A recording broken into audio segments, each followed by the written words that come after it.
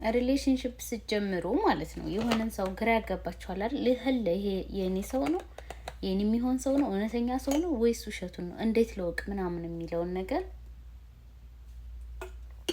ግራ ያጋባል አይደለ?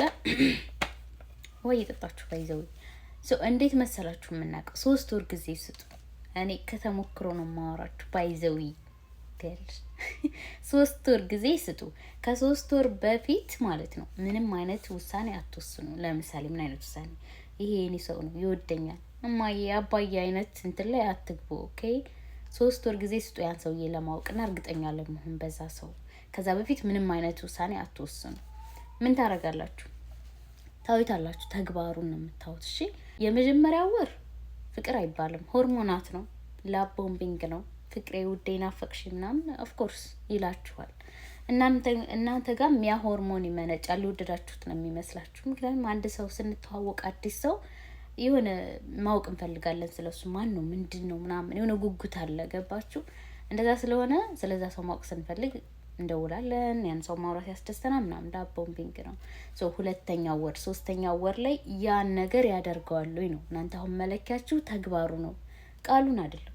ኖ ቃሉ የሰው ልጅ የሚያጋልጠው ተግባሩ ነው። በቃሉ ብዙ ሊል ይችላል፣ ግን ተግባሬ ልሸሽ አልችልም። ተግባሬ የኔ መገለጫ ስለሆነ ማለት ነው። ተግባሩ ላይ ትኩረት ማድረግ፣ ኮንስታንትሊ ያለውን ነገር ያደርጋል። እንውጣ ካለ ለምሳሌ ትወጣላችሁ። ያው እዚህ ሀገር እንኳን መውጣት የለም፣ በስልክ ነው። ባለው ሰዓት ይደውላል። ኦኬ ያለውን ቃሉን ያከብራል። ምን ያክል ያ ሰውዬ ማንነቱን መለካት አለባችሁ። ምንድን ነው የሚያደርገው? ሮቲኑ ምንድን ነው? አስተሳሰቡ ምንድን ነው? ጓደኞቹ ምንድን ናቸው? ነገሮችን የሚያየው እንዴት ነው? ቼክ ማድረጊያ ጊዜ ነው 3 ወሩ። ገባችሁ አይደለ? ምንም አይነት ውሳኔ ላይ አትወስኑ። እያያችሁ ሰውየውን ከዛ በኋላ 3 ወር ሙሉ ያንን እናንተ የምጠሉትን ነገር የሚያደርግ ከሆነ ቃሉን የማያከብር ከሆነ በቃ ይሄን ሰውዬ መቀየር አትችሉም። ፍቅር ከያዘው በኋላ ይቀየራል? ኖ አይቀየርም። ያን ሰውዬ ነው የምታዩት።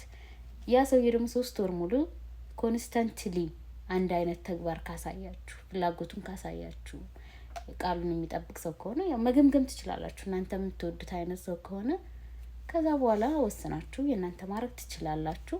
3 ወርና 6 ወር ነው የሰው ልጅ ማወቂያ ጊዜ። በዛ የሰው ልጅ ማወቅ ይቻላል፣ ተግባሩን ማለት ነው፣ ማንነቱን ማወቅ ይቻላል። በእርግጥ ብዙ ማንነት ነው ያለን እኛ። ብዙ አመት ኖሮ የማይታወቅ ሰው አለ። ግን መለኪያ ይሆናሉ እነኚህ ብዬ አስባለሁ። ምን ታስባለህ?